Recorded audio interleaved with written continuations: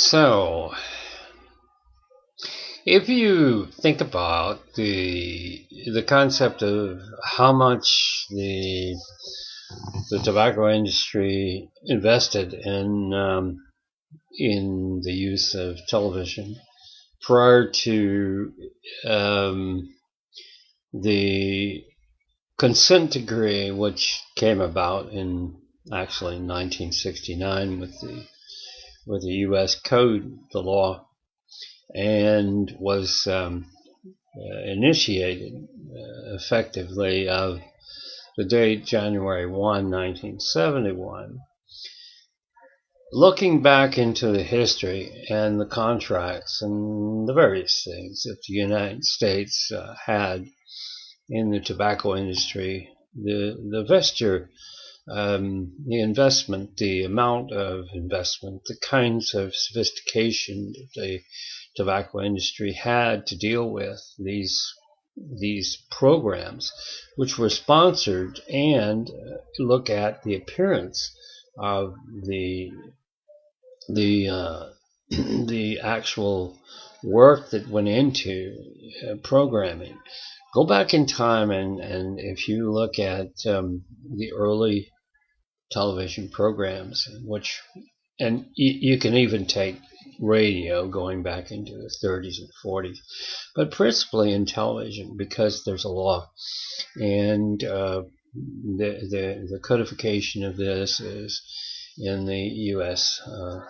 codes, and so no advertising on television was principally inspired by a lot of television advertising, which is a stupid, oxymoronic thing to say, but nevertheless, it's true. That's exactly what happened. So when you examine, let's say, what's going on today, and you have your authorities out in the University of California, various institutions that come forth and make statements about this movie advertising. Looking at television, it's a finer definition, and you have to be much more capable of defining how these people can do anything whatsoever to capture that audience, which is a new, fresh kind of audience. So if you can imagine, and if you're old enough to do it, imagine how the industry of the tobacco, which is a RICO institution, which is established as RICO, racketeering, and imagine how sophisticated they were. And if you can't imagine it, go and do some research and imagine that there were documents appearing in as early certainly in the 1960s. But one thing is striking: if you can divide, and if you do divide the principle of time when a big tobacco cartel was running the television and basically had a lot of ad time, was advertising. For example, Brown and Williamson had Daniel Boone, they had Star Trek, they had there was another company that had the Beverly Hillbillies and so forth. There is no, if you will notice, there's no smoking, none whatsoever, that I can imagine in seeing. Star Trek, for example, wouldn't be appropriate. And you mentioned Avatar, where it was totally inappropriate. But inappropriate to what? Inappropriate to the character. Inappropriate to the time. Here are the factors that are important. You can't do a period piece about Henry VIII and have a bunch of people standing around in suits smoking cigarettes unless it's a restatement of Henry VIII. So period pieces for a time during the 1980s just totally disappeared from any discretionary offering by the by the producers of movies, and I don't know how long it was, but it's pretty much it was a long time. So you didn't have any period pieces, but you had a lot of from 1980 and so on up the ladder until the so-called settlement agreement, if you can agree with that, which I don't, but nevertheless, if you say, let's just cut it off in 1999 and 1998 and say, yeah, they agreed they weren't going to advertise on any stuff on movies. But that would, of course, mean absolutely that there wouldn't be any advertising on TV as well. I mean, that's the meat and potatoes of it. But getting to the point of television advertising. Television advertising was why you had the U.S. Code. That's why you had the consent decree of the tobacco companies. The consent decree was due to the fact that there was a Fairness Doctrine. Thank you, John Banzoff, for your efforts and your work for the Fairness Doctrine. But the Fairness Doctrine produced an antithetical campaign. And the antithetical campaign was start endorsement of the kind that left tobacco out in the woodshed.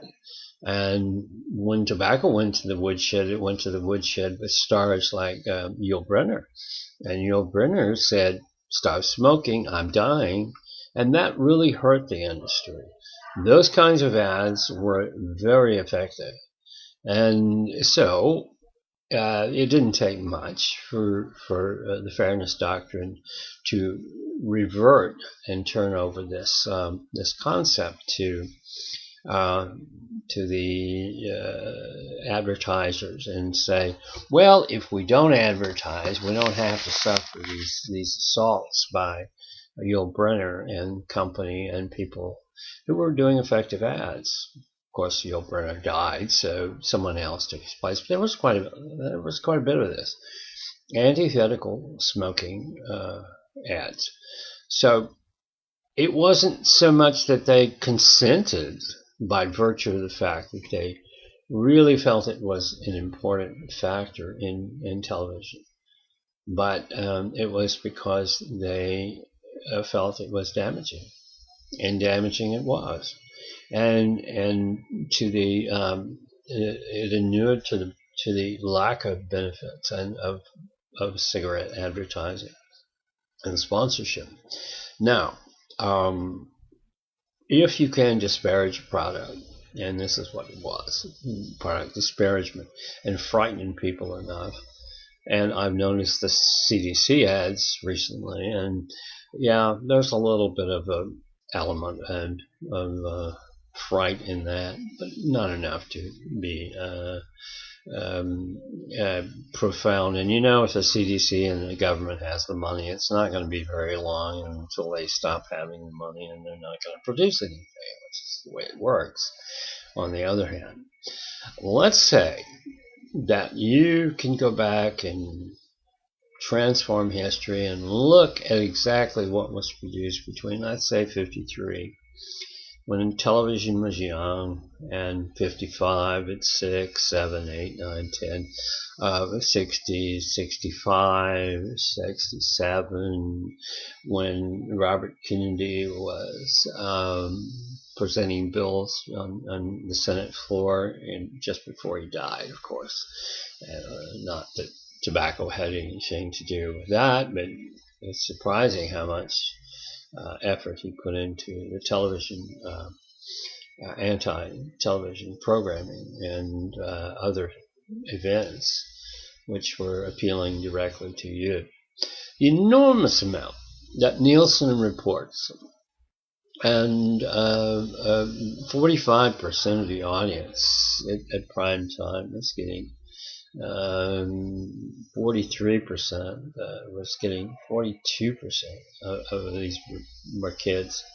So when the law came about in 1969 and they amended amend the Cigarette Act, the institution was pretty much settled on the issue of we can't stand the Fairness Doctrine, so we'll go along with this.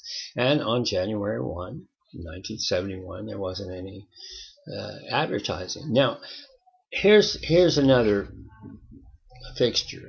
When you look very carefully and you see movies, and just eliminate the movies, just say you see television between 1971, the January period, first 1971, and followed on down until about 1980.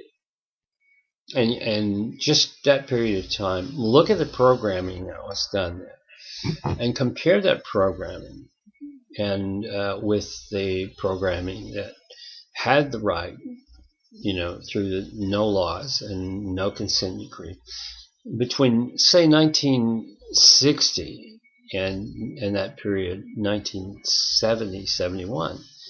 Okay, and make the comparison between what kind of smoking was done in the programming or outside the programming. And here's the sticky part. These people in tobacco advertising are so sophisticated that it took forever to people figure out that an inanimate personification or Joe Camel or something like that was actually a depiction which was appealing to children. Then when it was found, yeah, this makes this sense. We've done the research, we've done the paneling, and so forth. What does this lead to? These guys are so sophisticated. These ladies are so sophisticated. These people are so sophisticated. Read their contracts with CBS in 1967, 1965, when they were actually running television.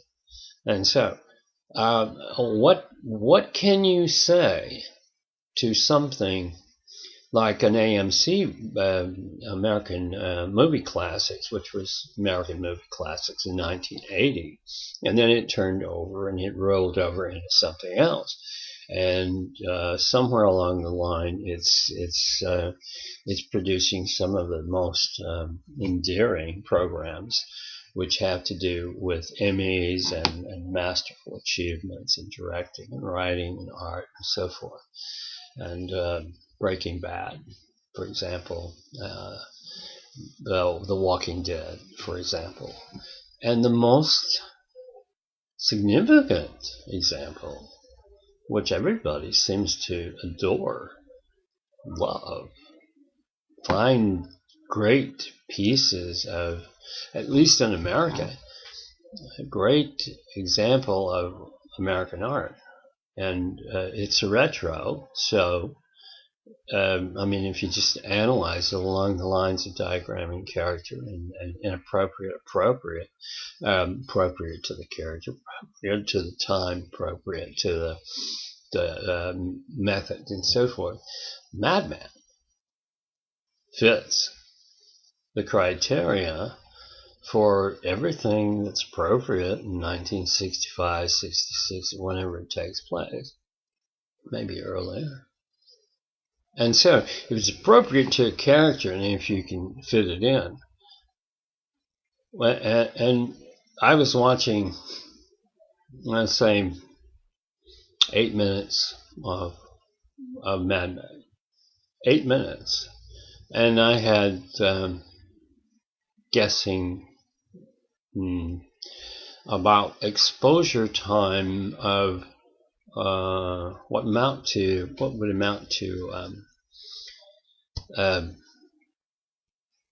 at least 5 to 6 pieces of tobacco, cigarette advertising. Now, this is the breaking point where you have to say, okay, these people have actually been analyzed by some 76, born in 1976, so didn't know about the 50s, didn't know about the 60s. and given a documentary by one of the health people, and put on a panel and impaneled, and she explains, hey, they're antithetical. They're anti-tobacco, so they said we could do a documentary and we could really get away with this, and you know, it's truly the elephant in the room. You know, this is the biggest thing I've ever seen, where if you compare the 60s and then you say, what happened in the 70s? Did they ever use any cigarettes on TV at all? No. No, they did in the movies a little bit, but not really. But what happened after 1980? The original date of AMC. I'm not saying there's a conspiracy between AMC, which is American movie classic, but there was a transition, shortly after cable, dish, and so forth. And it's now focusing on 3 special programs. One is Madmen, which achieves enormous amount of attention. And it has an enormous amount of what you couldn't find. You couldn't find this in any kind of program in the 1970s. And you couldn't find it in, especially the 70s. Just say the 70s, can't find it. Can't find any kind of advertising of that sort. So if you put it in 2000, in 2012, 2011, 2013, whenever it started, and you're reflecting it and you're putting it back into making it a period piece, and your product is to do everything, Coca-Cola, whatever. And an interesting thing in watching Lipton, God knows where this man comes from, but he does the Actors Studio. He's just money. I mean, that's why he's appearing there. I don't know. But the idea is, so he asked the actual producer, director, and person who began this, how do you use these products? How do you get away with using these products without, what are you smoking? And of course, he gets a big laugh because he says he's smoking weed to Mr. Lipton on Actor Studio. And then secondly, the program is challenged by Mr. Lipton as using product placement. He didn't say it that way, but he says you have Coca-Cola, you have ad companies, you have cigarette companies, and so forth and so on. And then what he said, how do you get away with that? And what's his answer? Well, when you hear the words, it's suddenly a tick off. It ticks off a little bit of the bomb that you remember in tobacco litigation. The guy who invented this program and supposedly is behind the program, produces, directed, and writes it, his words were, in defense, we have a very aggressive legal department. That's a good answer. I mean, David Bernick would agree. But maybe David Bernick, the great litigator, now president of one of the companies, and remember, such sophistication is not beyond the realm of tobacco cartels. They try everything, and they are racketeering. They've been convicted of it. Whether they paid for it or not, it's unlikely. I mean, sure, Cardi Bacon doesn't pay for its racketeering.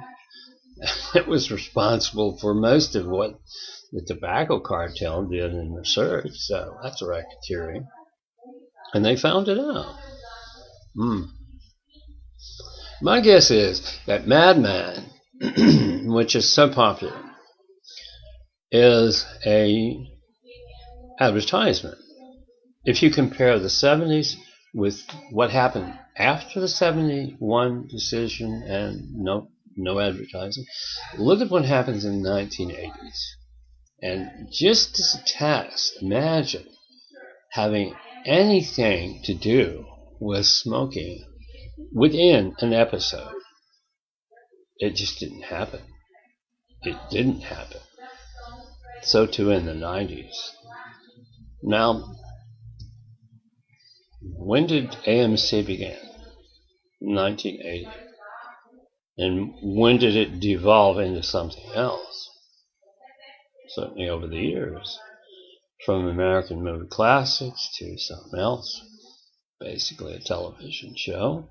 Madmen. It's an elephant in the room.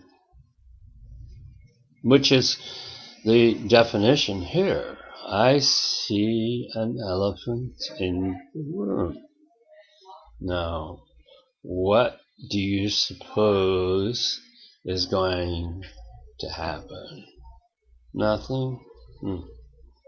Well, right now, but let's consider future. If it's an elephant in the room, and it is, then those people who know about elephants in the room, those sophisticated people who worked with television for so many years, worked with radio even before that, these guys, these ladies and gentlemen know what they're doing. And the consonant dissonant factor of doing something like this, explaining, oh, it's just a period piece, so we use it that way, is also followed by the explanation from the creator of that program. We have a vigorous, active, and aggressive legal department to defend this elephant in the room. Madmen.